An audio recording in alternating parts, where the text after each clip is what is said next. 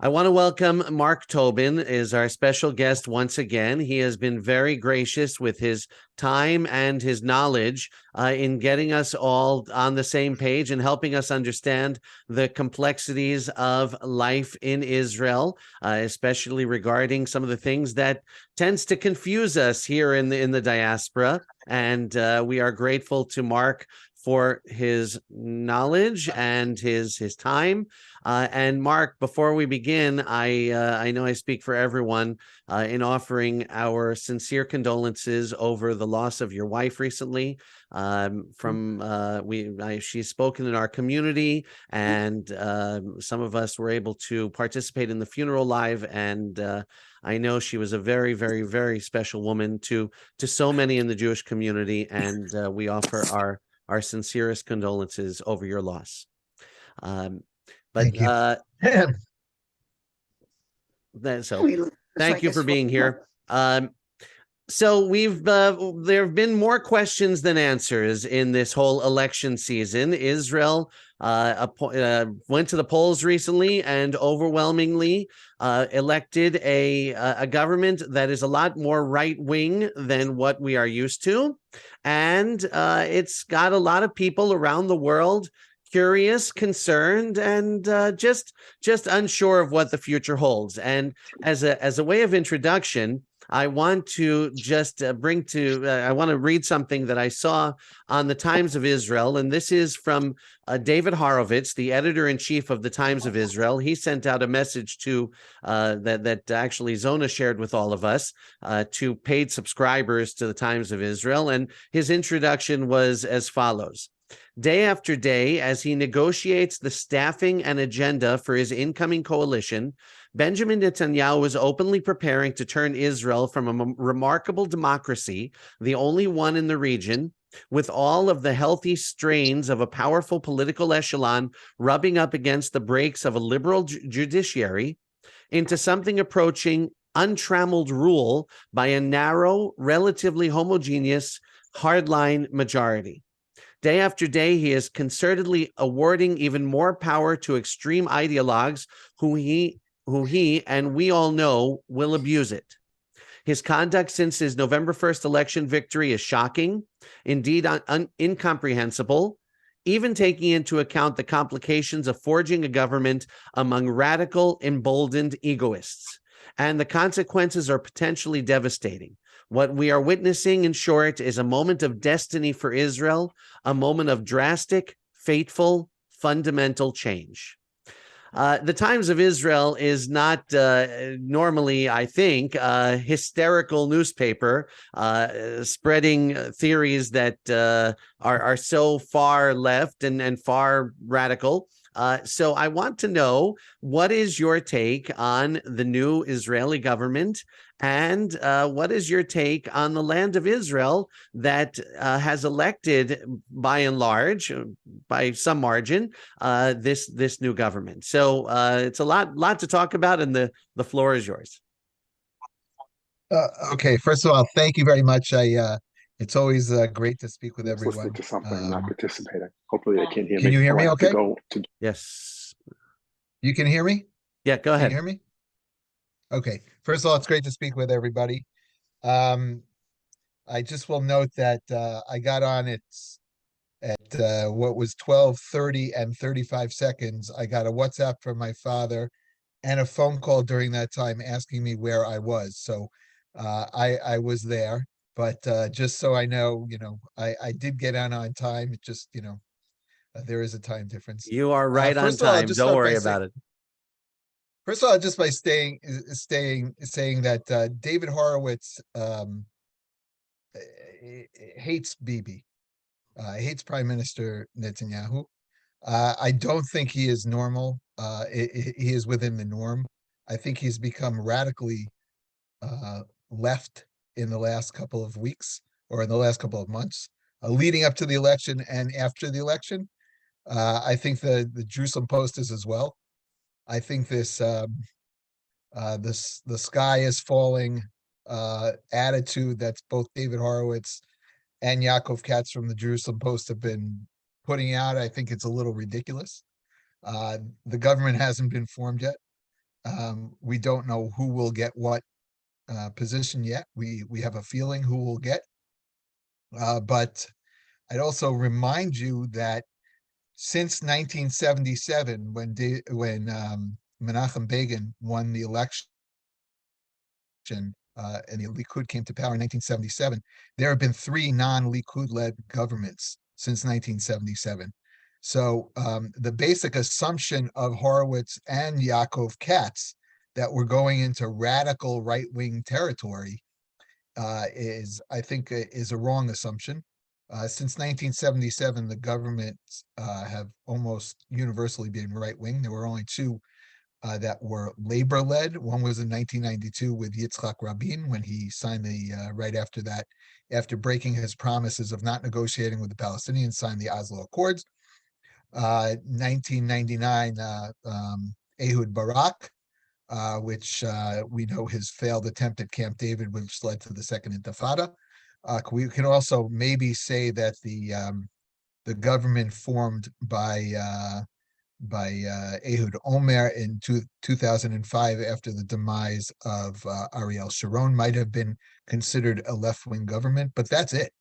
We haven't had a left-wing government since that was elected since 1974, right after the 1973 war, where Golda Meir was elected for the second, first time being elected, but she became prime minister and then resigned.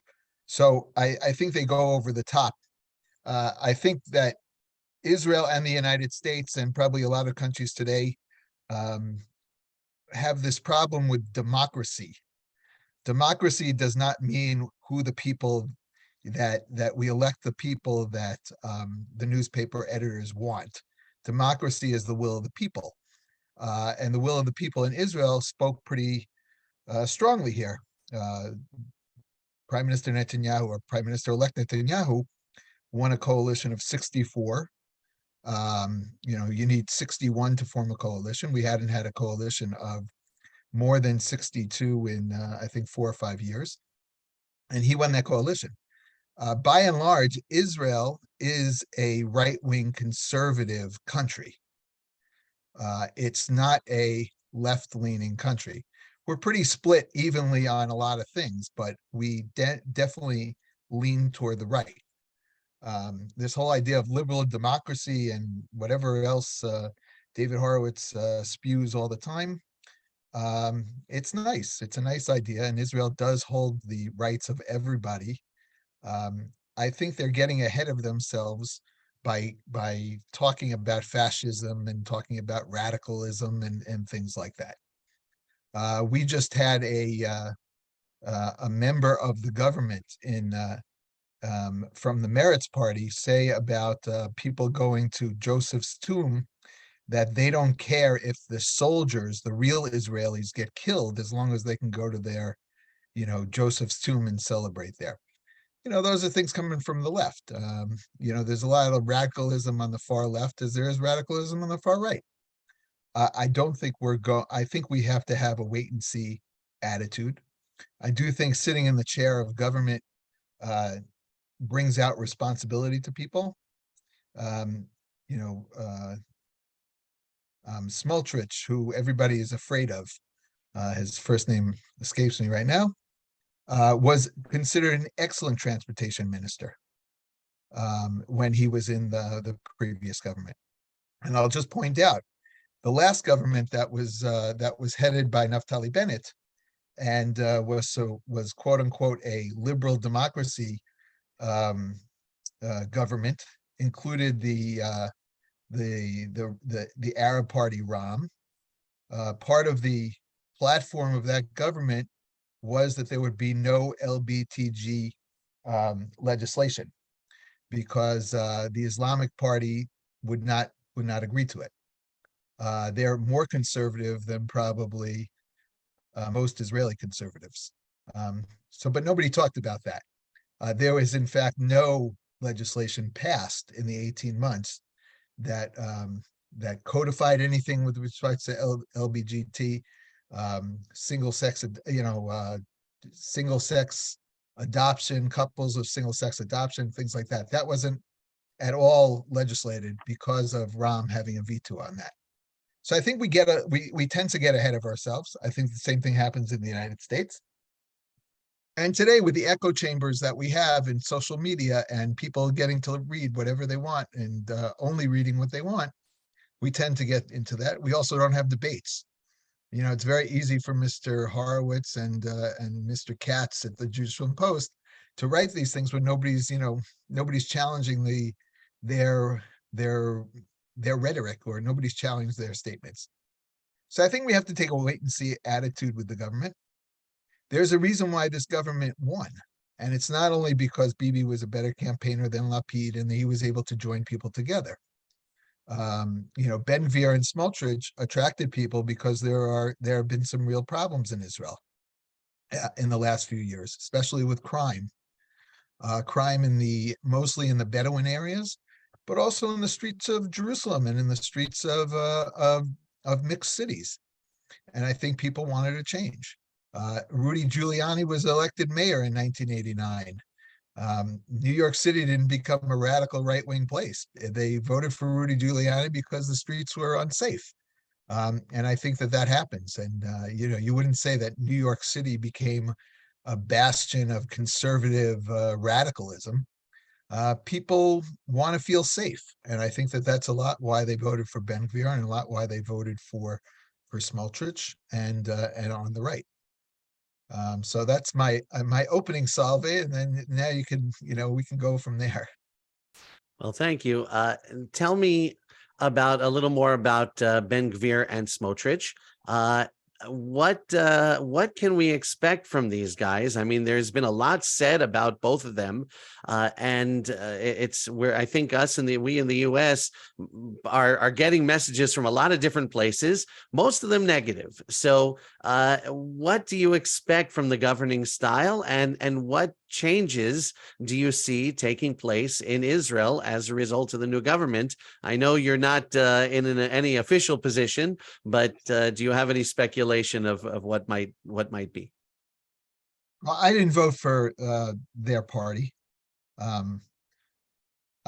know a lot of young people voted for their party. I know a lot of young people who were not religious voted for their party. I know a lot of people from the South voted for their party who are affected by the Bedouins. Bezalel Smotrich, like I said, was an excellent transportation minister. Across the board, he was considered an excellent transportation minister. So I expect what he'll do is be an excellent minister.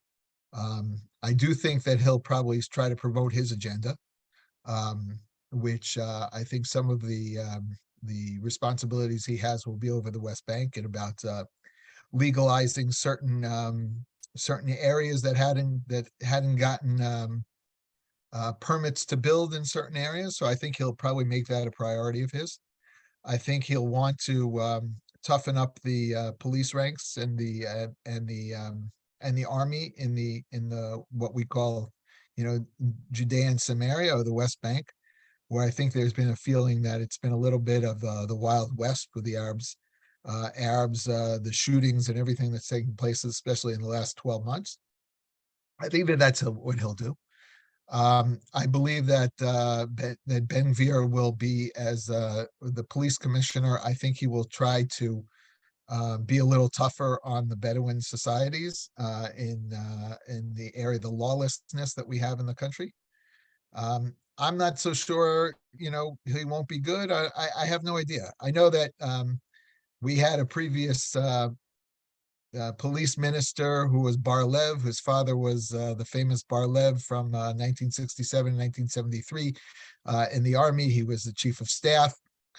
And, it didn't really turn out so great. So him telling me that, that Ben-Gvir is going to be terrible doesn't really do it for me. I find right now the rhetoric coming out of the traditional areas of people who served in the army and people who served in the police and things like that coming out saying they're going to dismantle the country and what are we going to go to? I think it's a little disconcerting. I think people have to calm down. If you're a leader, you have to speak responsibly. You can't just spout out the things that come out of your mind.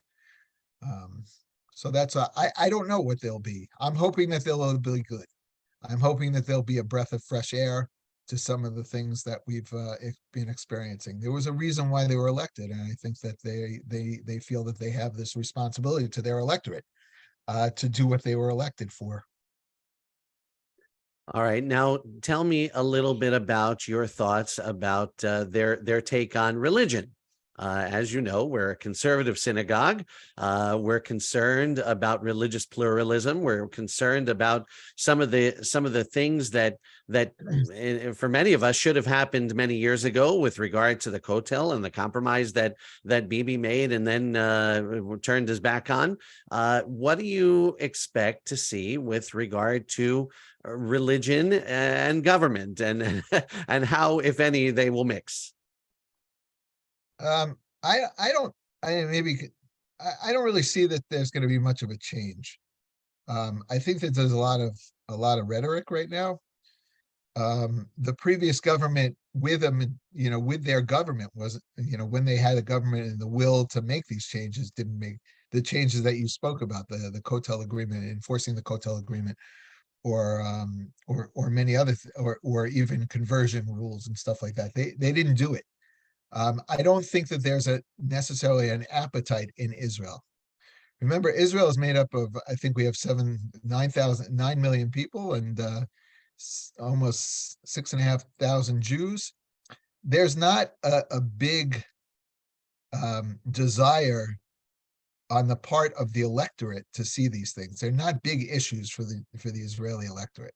I know they're big issues for the liberal streams of Judaism in America and the diaspora, but these aren't big things in Israel. The reason there's no, I would say, if there was a stampede of people coming to the Kotel saying, we need this place, then it would probably happen. But the reality is, it's a trickle at best. I remember my dad is on the call. I remember we once went to Kever Rachel in Bethlehem in the last couple of years, and he said, I remember when everybody came together, and now it's like this, Orthodox place. And I said, well, the people who come, that's what they want, and these are the people that are coming to these places. If you go to the Kotel, by and large, there are very few people complaining that it's the way it is. And I think that, the people in America are complaining, people in diaspora, some people in diaspora are complaining, but the people who are electing the Israeli officials it's not on the radar of issue. If it was a big issue, it would be dealt with, but it's not being talked about. I get that, but what you're saying is a little concerning, because it almost seems like, well, what can we do here in America? We're feeling a divide, and we're feeling like a lack of concern for the government, from the government. And is there any discussion that you've heard of any steps to bridge that gap, and to see if we can make Israel more accessible Jewishly, for those of us who don't necessarily feel the way the right wing does in Israel? I'll just tell you, I went on U.S.-wide pilgrimage in 1983, the summer of 1983. We went to the Kotel. The Kotel was a separate space. We davened separately. Every Shabbat we were in Israel. We went to different, shuls around Israel. We never went to a conservative or a Masorti shul. We always went there. That was 1983. I realize things are different today. I'm not sure what exactly Israel can do to make non-Orthodox people feel comfortable coming to Israel. We have Masorti shuls, and we have reform shuls. But by and large, if you ask people in Israel, what's the percentage? What's the number of people that affiliate with either the Masorti or the reform movement? It's very small. It's minuscule compared to the numbers. When on the first night of Slichot at the Kotel, the first night of the Sephardi Slichot, you could have 250,000 people at the Kotel. Saying Slichot, standing separately, the whole thing. You just don't have people demanding it, because there's no gush. There's no group that's of constituents that demands it. I'm not trying to dismiss the question, but in a certain way, Israel's not Disney World for diaspora Jews. We don't have. It's not like you come to the Kotel. Oh, like let me feel comfortable for my 15 minutes when I come to the Kotel. It's just not. It just doesn't work that way, and it can't work that way. Everybody can feel comfortable going to the Kotel. Whether or not you yourself feel like I can go to the Kotel and be comfortable in that's a personal thing. My experience, I love going to the Kotel, and I go there, and I don't, whether I daven in a minyan or I don't daven in a minyan, it holds a very special place for me. I think a lot of the issues when it comes to these diaspora, on the liberal side of the diaspora world and Israel, is a feeling that certainly from my point of view, it's a little bit of a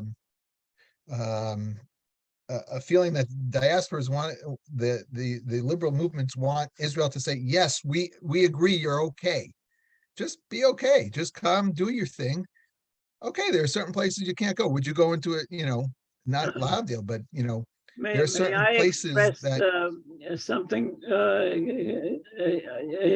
Hold on, Ira. Wait 1 second. We'll Okay. leave room for questions afterwards. So please hold your question. And if anybody does have any questions, you can put them in the chat, and we'll be sure to ask Mark. I'm sorry. Go on.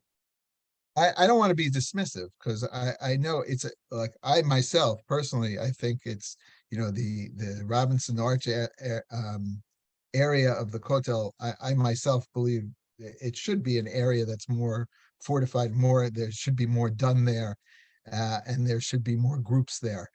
But I got to tell you, I go to the Kotel all the time. I very rarely see groups at the Robinson's Arch, on a weekday. I go on Saturday nights to the Kotel. I don't see anybody going there. So it's a place that if people want it to be more, they have to kind of take the steps to make it more.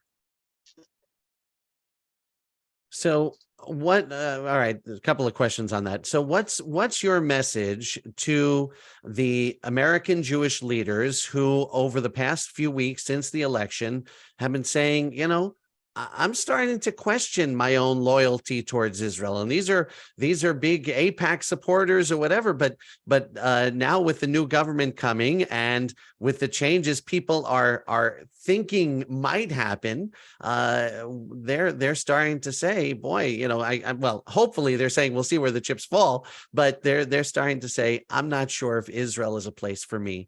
Do you have? Well, again, I think the big problem that we've had with the diaspora leaders is the leaders tend to feel, second-class citizens because they make themselves feel second-class citizens. I saw that Abe Foxman came out with that statement. I mean, my message to Abe Foxman is, okay, well, El Al will live without your first-class ticket and your suite at the King David that's paid for by ADL. I think we'll live without Abe Foxman and his his rhetoric. And as far as other people, I think people have to be smart. You want to get up in front of your congregation as a conservative Reform rabbi or a left-wing Orthodox rabbi and say that Israel is this and that, and fine, okay. But the consequences are that you'll see what happens, and we're seeing already what's happening to the next generation and what's happening to even people my age. They're not affiliating with Israel, they're not associating with Israel, and it just. I think it's a chicken and egg thing. You keep on saying that Israel's this radical Orthodox, anti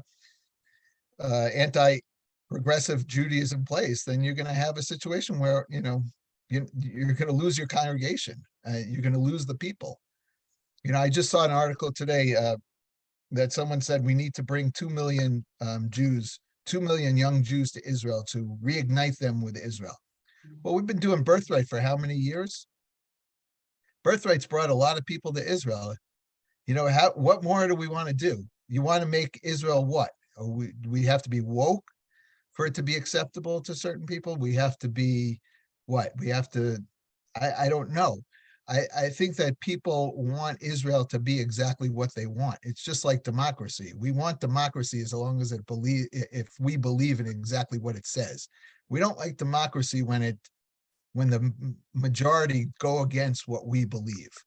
And I don't think that that's the way that we can do things. I think if you're not living in Israel and you have a problem with the government, you have two choices: keep your mouth quiet or come to Israel and vote. And if you don't want to come to Israel and vote, then you know what?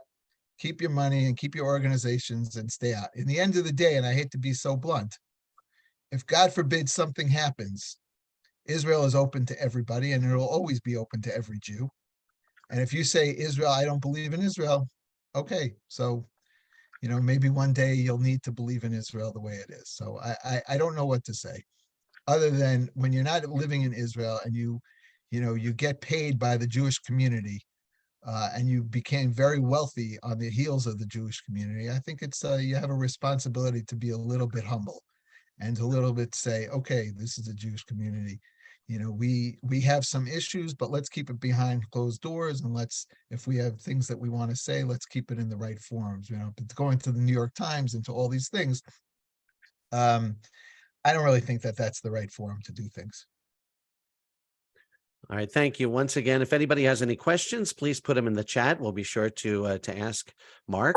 You mentioned Robinson's Arch, and there's been a lot of talk about there's been a lot of talk about the recent. Hold on one second. Okay. There's been violence there. There's been harassment there. There has been people coming to disrupt prayer services.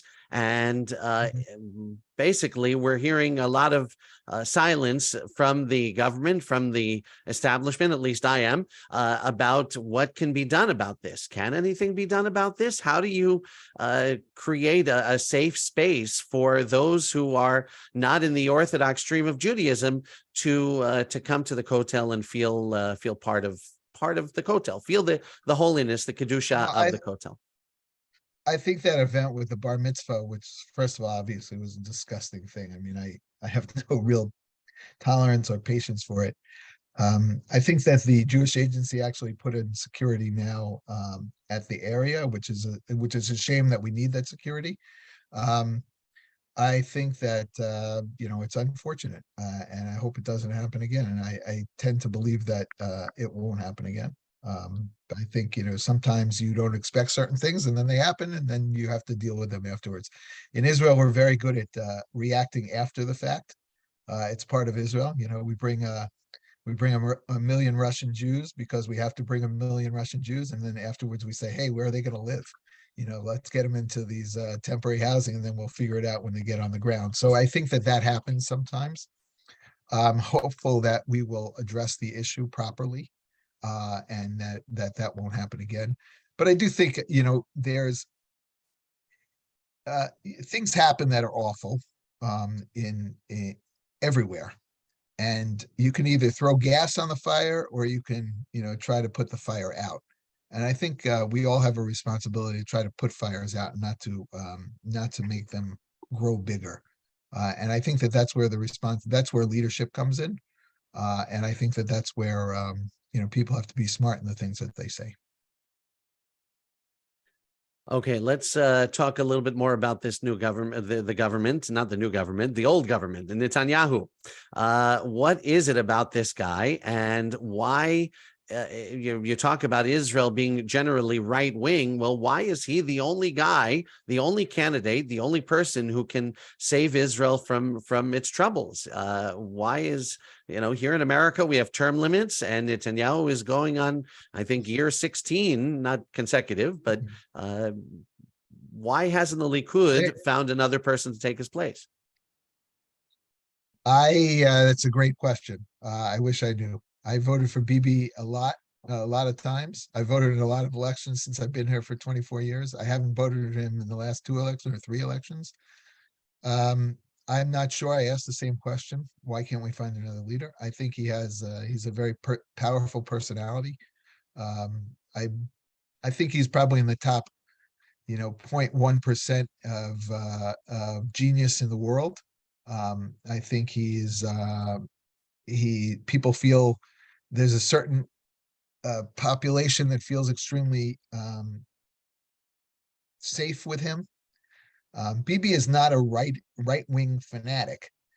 In every government that he's at, except for this one potentially, it's been a centrist government. There's always been what we'd consider left of the center ministers and people. He's always balanced things out. In fact, that I imagine at some point he will bring in some more centrist people to balance out the right wingers, because Bibi himself is very interested in maintaining the status quo and everything.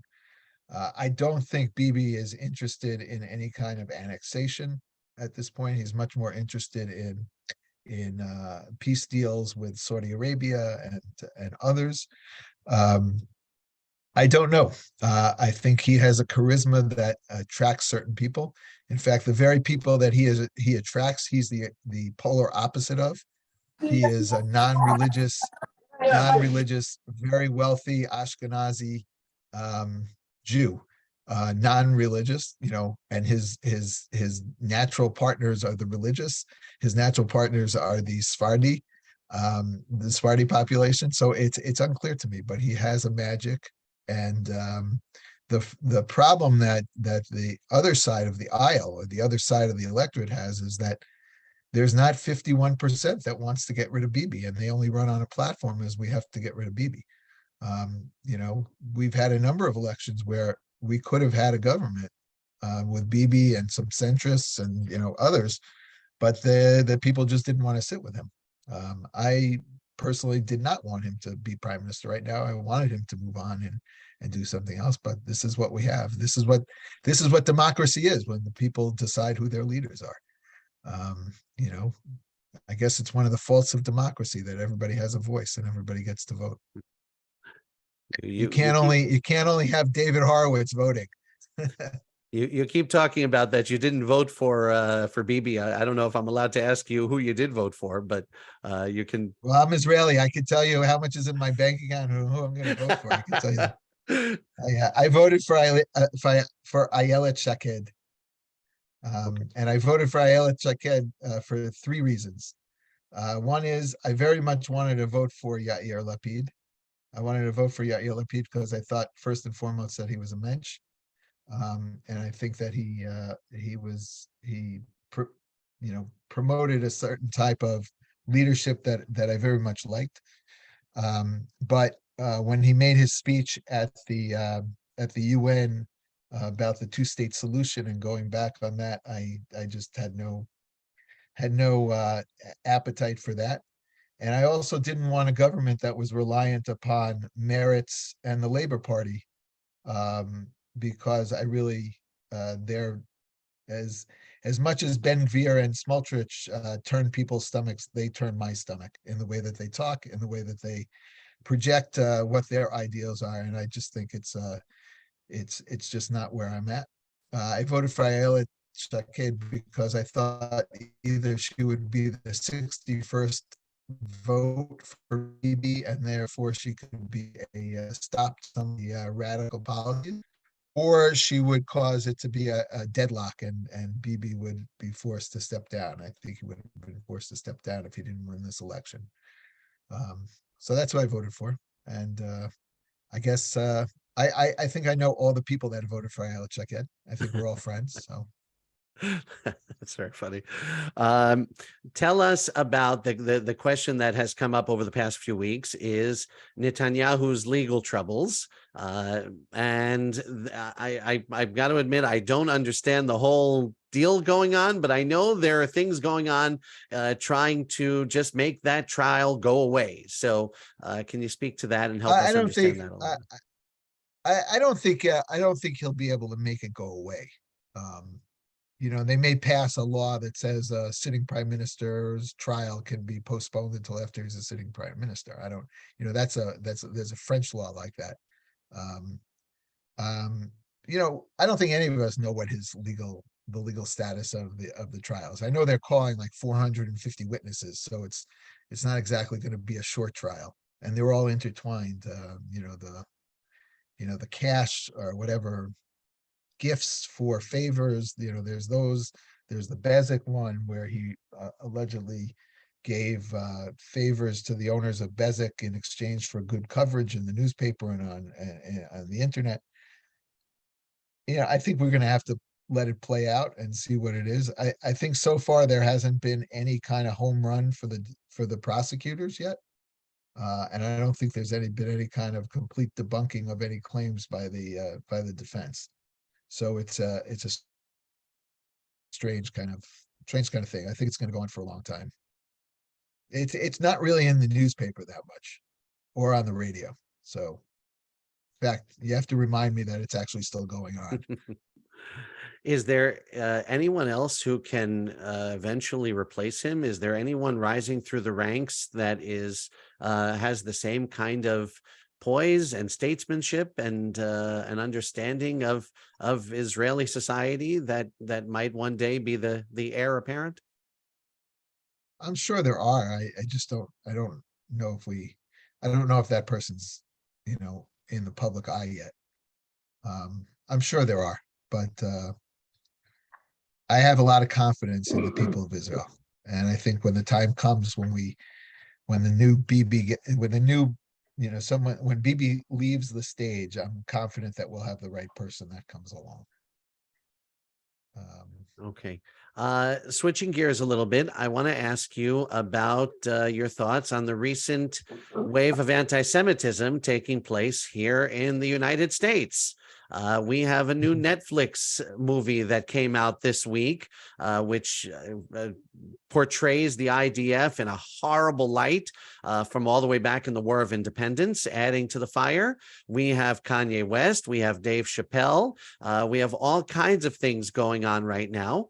And of course, the United Nations marking the Nakba as an official, an official policy of the UN. I don't quite understand it.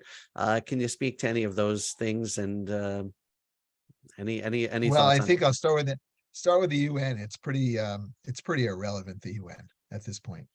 The United States should stop funding the UN. I mean, I think the one thing that Trump did that was positive was he stopped funding the UN. The UN stopped functioning as a legitimate organization many years ago. In fact, they just uncovered in Gaza another UN school that had tunnels under them with weapons.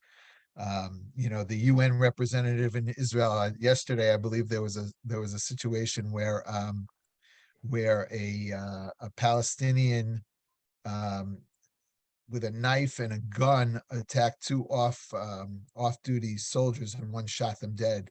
One was stabbed in the face area or in the neck area, and the other soldiers shot him dead, and the UN condemned it as a lynching.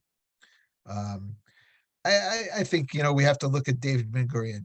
David Ben-Gurion said shmun. Is the way is how we pronounce it in Israel.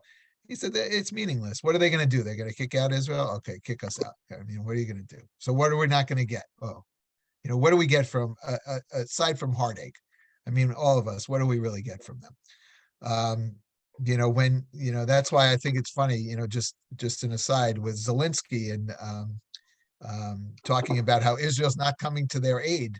Yeah, well, you don't vote for us in the UN. You can't even vote for us in the UN, and you want the Israelis to go up and put soldiers and weapons in the Ukraine.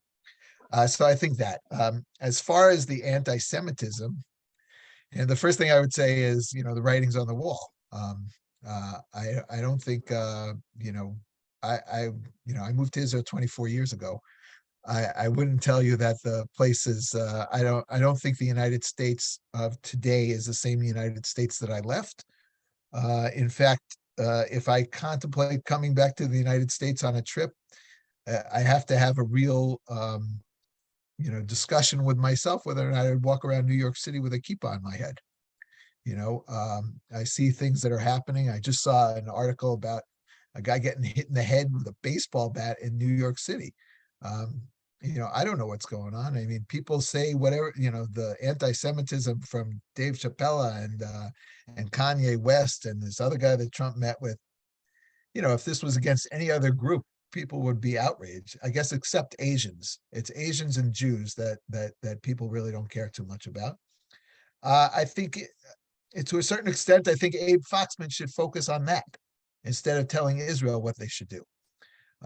That's one thing that I think. I think it's a shame that these things are happening. But I think the writing's on the wall, and I think people a little bit have their heads in the sand. That they say, oh, it's just this isolated incidents. I mean, how many more isolated incidents are we going to have? What more has to happen? Does a shul have to burn down with people in it? Does cemeteries have to be totally defaced and headstones knocked down? Will that make people feel better? I'm not sure what's the next step that would make people say, hey, we got a real problem. I mean, I know we got Ben Veer here, but maybe you need Kahana back there, because I know in Kahana and the JDL, there's a saying about there's a picture of Israeli soldiers, and it says, Jews, not easy to screw around with anymore. Maybe you need some people to do it on that side and people not getting away. I mean, yes, I mean, the Kyrie Irving situation, it's very disturbing to hear these things, because these anti-Semitic tropes, they're really, it seeks in, when a guy has 1 million followers on whatever social media, people believe that stuff. And it's very unfortunate. And I don't think there's enough being done by the liberal streams of Judaism to speak out and say, hey, enough. They're so worried about offending people. Maybe they should think that this is Israel, and then they could say whatever they want, but they tend not to do that. So I think the anti-Semitism is a huge thing. I would say as a Zionist and an Israeli that it's time to open your Tik Aliyah and get on the boat, because one thing we don't have in Israel is a lot of anti-Semitism.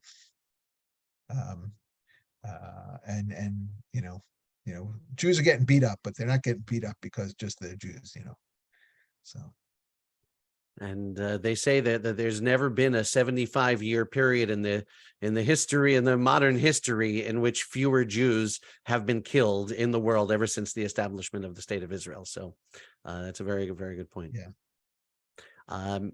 I'm going to wade into something that I probably shouldn't wade into, and that is the discussion of Donald Trump recently having dinner with Kanye West and Fuentes was his name, the Holocaust denier. I know many in Israel are very pro-Trump for good reason. He did a lot of great things for the state of Israel. What are people saying in Israel about this recent development? I don't think there's an Israeli position on it, other than I know Bibi spoke out. I think it was on Meet the Press. It was in the papers here today that he said it was very unfortunate that he did that. I mean, I know as much as you do. I think that, I was in the consumer products world. I would say Trump's shelf life has ended, and now he's going in the dollar store and he's trying to, be sold, for pennies on the dollar. I don't know. I don't see Trump being a serious player going forward. I don't know. It's baffling to me. Trump is baffling to me. That's all I could say. To many of us. I'm sure he's baffling to everybody there. Yes. And I'm sure, to say the least. I know Ira wanted to ask a question. Ira, do you want to, I can unmute you. Would you like to ask a question? Can you hear me? Can you hear me now? We hear you. First of all, this discussion, Mark, I liked it so much that I decided I want to make a trip to Israel. I've been there 3 or 4 times, but it always my son-in-law's relatives spent it with a family. But this time I want to go with a group, call it a political visit. Because I want to stop World War III. That's I'm 95, and I only have a few years left, no doubt. I feel I'm deteriorating, so I want to devote the last few years of my life to prevent World War III. And when you said Asians, the Asians and the Jews are disliked. That scares me a lot because this G guy, he's a nationalist. He's not evil. He's just a loyal nationalist in China, but he's the wrong guy to make friends with the United States. So that could really seriously be a path to war, and I want to prevent that. And I'd like to let somebody significant, maybe up to Bibi, but if not Bibi, somebody else, I'd like to talk about this and what role Israel could play in canceling two countries that are military alliance treaty people, namely Russia and Iran. I'd like to cancel Russia and use the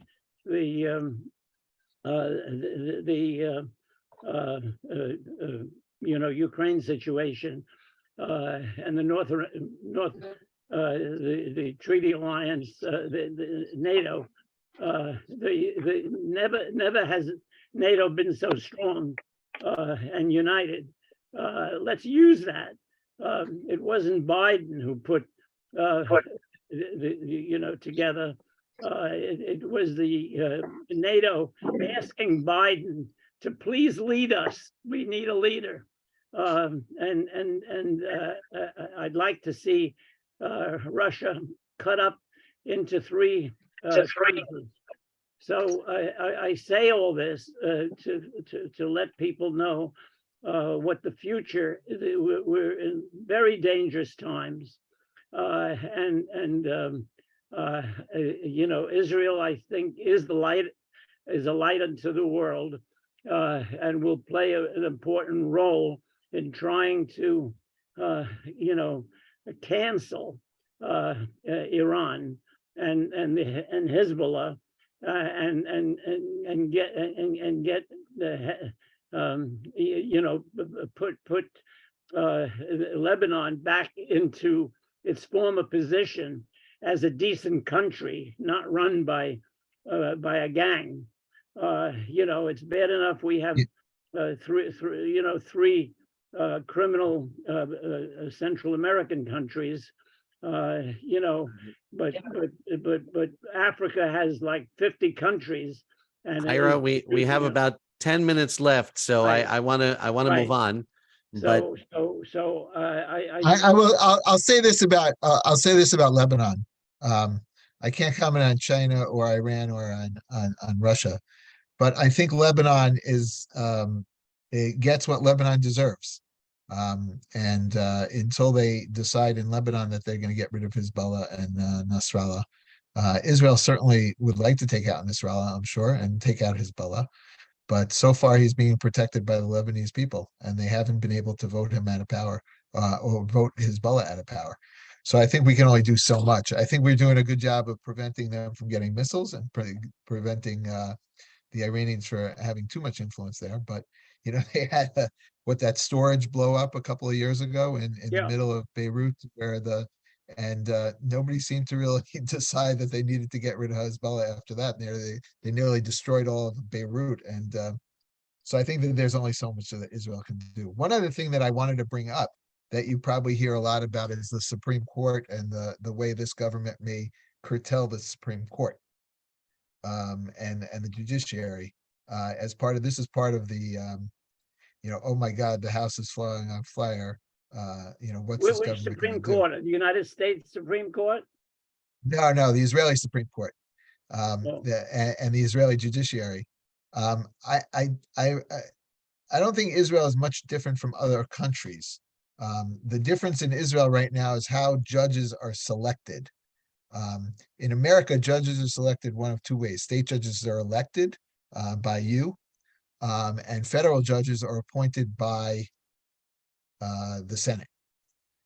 In Israel, judges are appointed by a committee of 9 people.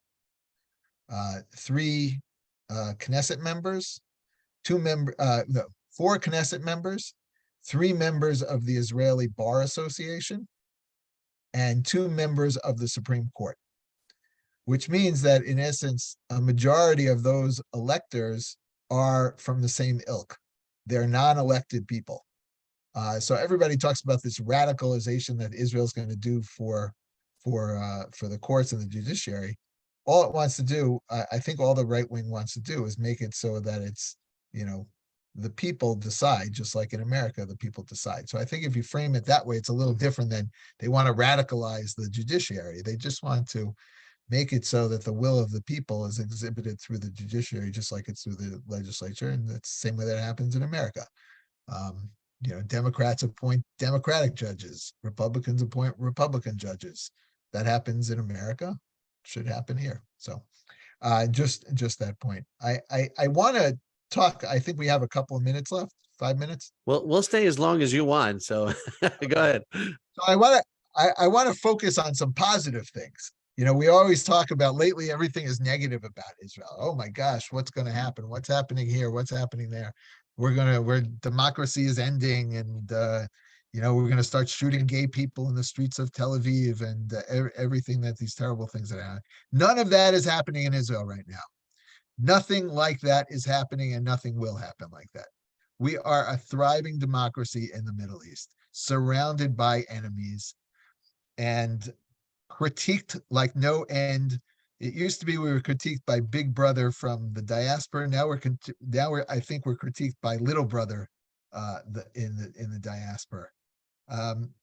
We have so much positive going on. Our economy has withstood COVID. Our economy has withstood the inflation, the worldwide inflation, and the worldwide recession that's going on. We have companies that are going public, or companies that went public like in bunches during COVID and the year after. There are so many cranes in Tel Aviv that you can't see from one place to the other. Buildings are going up all over the place.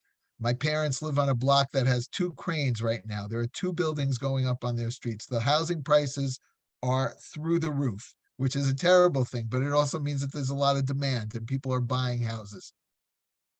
We have a lot of things going on that are so positive. We have a good road system. I was in Jerusalem yesterday. You can't even believe, if you haven't been in Jerusalem in 5 years, you have no idea what Jerusalem looks like anymore. We opened a brand new tunnel. I can go from my house to the center of Jerusalem in 22 minutes. It used to take me 45 minutes. There is so much positive going on in this country.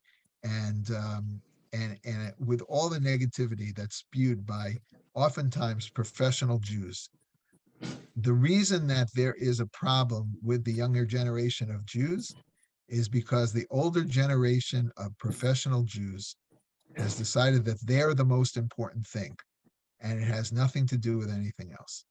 When rabbis of congregations get up and speak badly about Israel, congregations that used to have 800 members and now 100 members, that is a big problem. And instead of trying to treat Israel like this, it's not even a light unto the nation that we should be exactly like these people.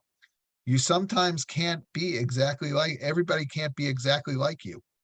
And that's the message that I think you get a lot of times from the David Horowitzes, from the Yaakov Katzes, from the leadership of liberal Jewish organizations.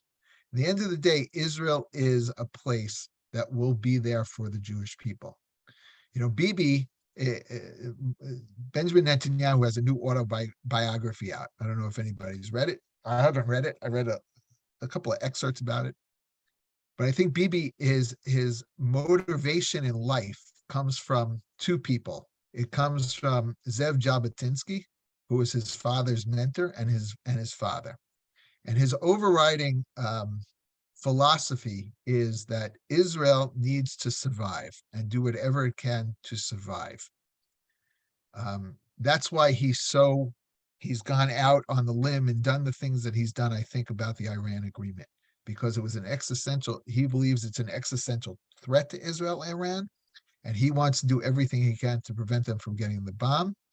I think that is why he discounts liberal American Jews so much, because at a time when Israel needed American Jews to stand up, American Jews chose to stand on the side of President Obama, who was appeasing the existential threat against the Jewish people. I think if we really look at it that way, it makes a lot of sense. You know, who are you going to stand up against? I mean, I know I grew up in a very different time in Israel, in America, than what you're experiencing now. I realize that. You know, 1973 war happened. My parents got involved. You know, my dad raised money for an ambulance. My mom did her things, and everybody was united.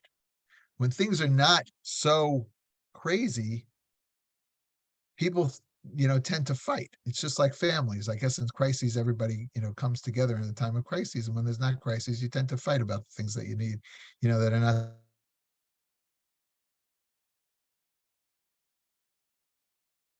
I think is the overriding message that you have to get out to those the leaders, specifically in the liberal world, is we only have one Israel. We don't have many choices.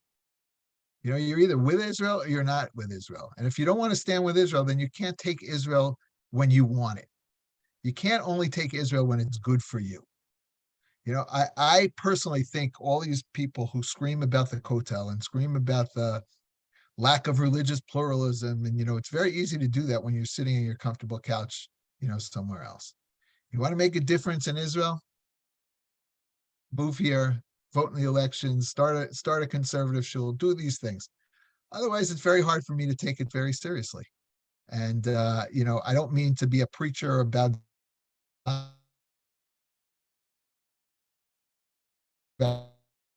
in Israel, but I really think we're getting to the point where we have difference of Judaism and different Jewish people. We have people who are complainers and not doing and sitting from the sideline saying, Israel, you should do X, Y, and Z because that'll make me comfortable.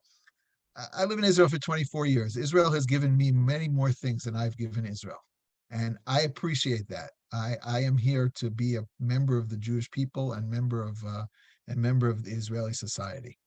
Israel doesn't owe me anything. I get the sense a lot of times that people feel Israel owes them something. It has to be this way.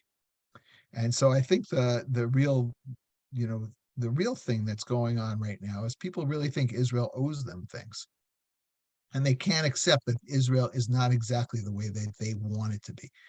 Thomas Friedman's article that this isn't the Israel that I remember. Well, which Israel do you remember? The one where you came to Israel as a reporter for the New York Times in 1981? How long what Israel do you want? You want your Israel the way you want Israel to be. That's not the reality of what Israel is. Israel isn't just cafes in Tel Aviv and cafes in East Jerusalem where you sit with other reporters. Israel is a vibrant country that's flourishing. So, if anybody else has any questions, I'd love to any other questions. Well, thank you very much, Marc. I appreciate it, and some great insight. If you have time and you can take a few more, I know we have a few more questions. And Sure. One of them comes from Eva, who asked, you were nice enough to share with us who you voted for, and you said you would prefer not Bibi. Well, why not? I have become a person that believes that leadership and menschlichkeit is very important. I think we live in a society today that is devalued.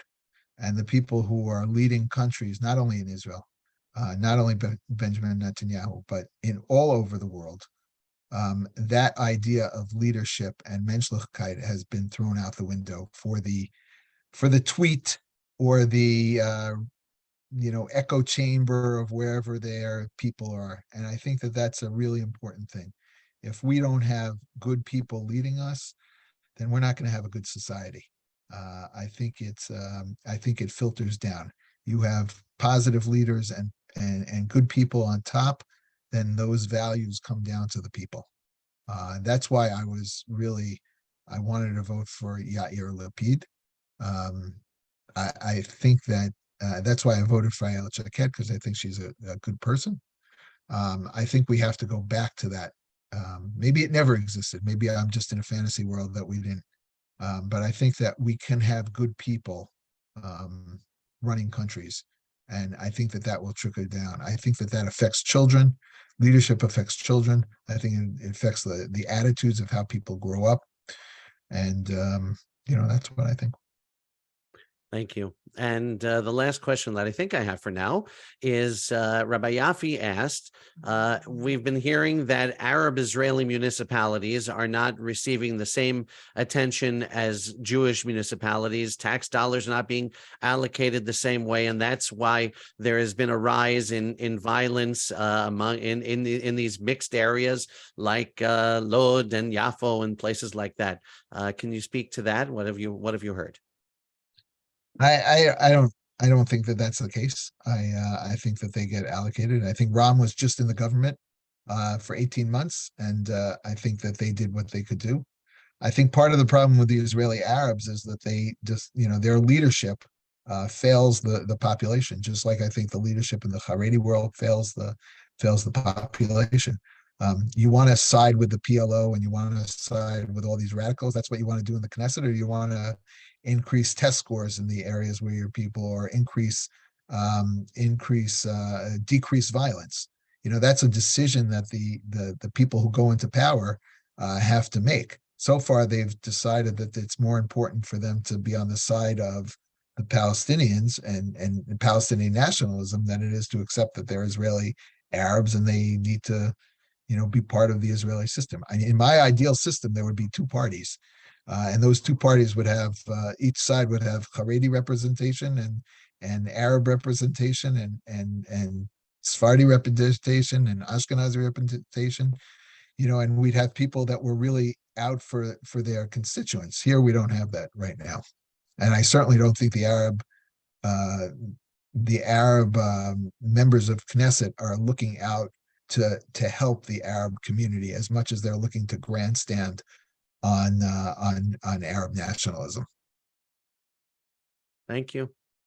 I would ask the same question. Would you say that there's violence in certain areas in New York City or in Chicago? The gun violence is caused because there's not enough money that's given to the south side of Chicago by the mayor there. There's not enough inner city educational projects. It's the same thing.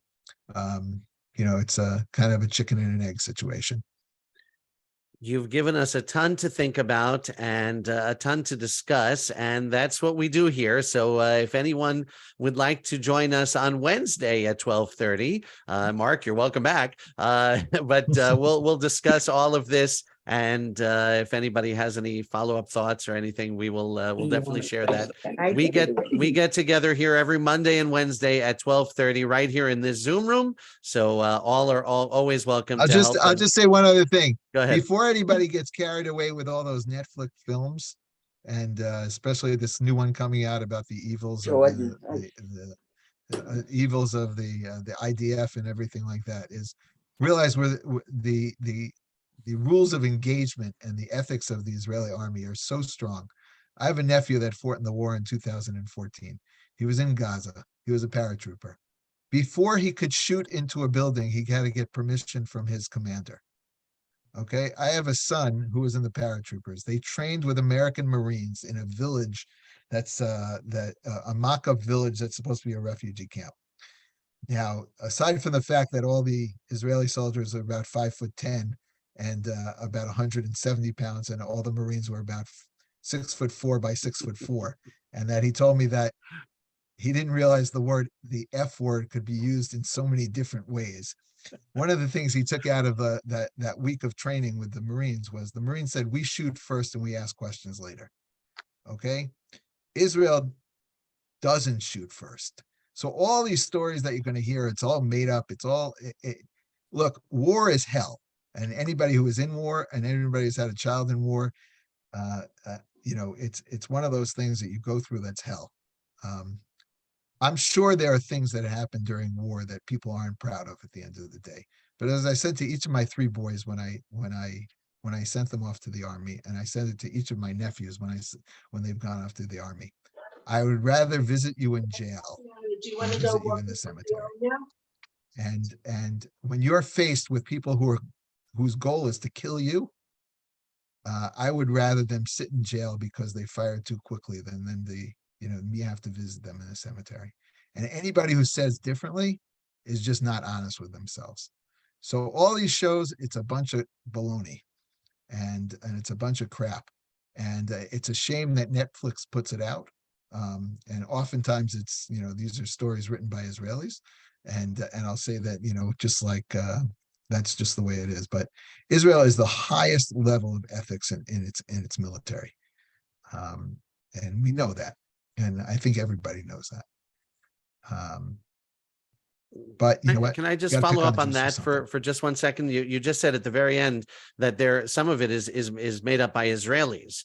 And we do hear that Israelis who have been in the army and have seen firsthand the attention to compassion and doing the right thing, they've seen it, and they still find that the reason to criticize the government and the army and its actions.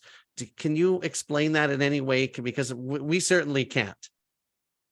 There are people that live in an ivory tower, just like in any other place. And you live in a level that you can't accept anything that deviates from your arrogant sense of morality. I will say it that way. And we see that across the board. I don't think it's just limited to Israel. I mean, we see that in all liberal democracies. What we consider to be immoral, what one person considers to be immoral, other people don't consider immoral. The death penalty, for example, someone who kills, certain people consider it immoral to have a death penalty.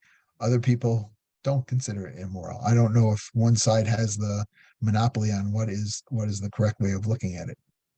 But you have people who, and we're a free and open democracy. People can do what they want. I don't think you have any movies coming out about the Iranian, guards and the way that they treat people, or I doubt you'll have many movies about how the Soviets or how the Russians are dealing with the Ukrainians, or for that matter, how the Ukrainians are dealing with Russians, which they probably are as brutal towards the Russians as the Russians are to the Ukrainians. I don't think we have many things.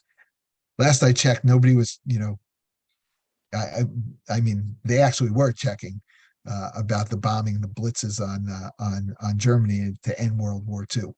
And I participated in many classes when I was at Brandeis on the ethics of Hiroshima. There are two sides to these things, but when you live in an ivory tower, it's very easy to decide what the answer is. And you have a forum. So Thank you so much. Your insights are truly, truly valuable, and we appreciate you coming every few months or so to help us understand the world and the state of Israel a little bit better. And we are truly, truly grateful. Thank you for everything and all the knowledge you share with us on a regular basis. Well, I hope one of these times we'll have one of these conversations where it starts out of all the great things that are happening in Israel. Let me say hello to my nephew, Marc. So, Oh, that's my brother. That's Okay. your so brother. I will, I think I was recently on a podcast and it was about my Zionism and how it developed. So I will say that when I was younger, growing up in Marathon Jewish Community Center, there was a feeling of Israelis being, there was a level of holiness to Israelis that came. The UJA breakfasts, the Israel Bond breakfasts, the JNF breakfasts, the people that came to speak, there was a reverence for them. And the world has become much smaller today. Israel is no longer this far off, this place this fantasy place, everybody's been there and things like that. But I think that there isn't the appreciation for what Israel is and what it stands for and what it's done in 75 short years, I think is something that needs to be promoted. I think it needs to be, we need to, again, like Abe Foxman, I mean, give me a break. What are you talking about? You've spent your entire career supported by the Jewish community, supported by Israel, and you come out and you say such a terrible thing. What do we expect from college students when Abe Foxman is saying he doesn't know if Israel is the right place? How are our college students on campus supposed to fight back against the Palestinians saying that we're a radical place when you have people like Abe Foxman going out there and saying the things that he does? I mean, it's really, I know American, diaspora Judaism has a lot to say about Israel all the time. But from my point of view, there was this people who came back from the Vietnam War. I think they said, America, love it or leave it. I think it's the same thing with Israel. You don't want to love Israel? Fine. If something happens in America, don't come crawling to Israel, but no, we'll leave, like Motel 6, we'll leave the light on and you'll have a place to come. And I think that's the thing about Israel, that'll always be the place for American Jews and for others. We'll even probably build some more conservative shuls. That's my brother. That's my brother. All right. Thank you very much. I got to go daven Marav and have a great night, a great day. And okay. Thank Bye-bye. you all. you. And for the rest of you, we'll see you Wednesday at 12:30. Okay. Bye-bye. Hello. Hi.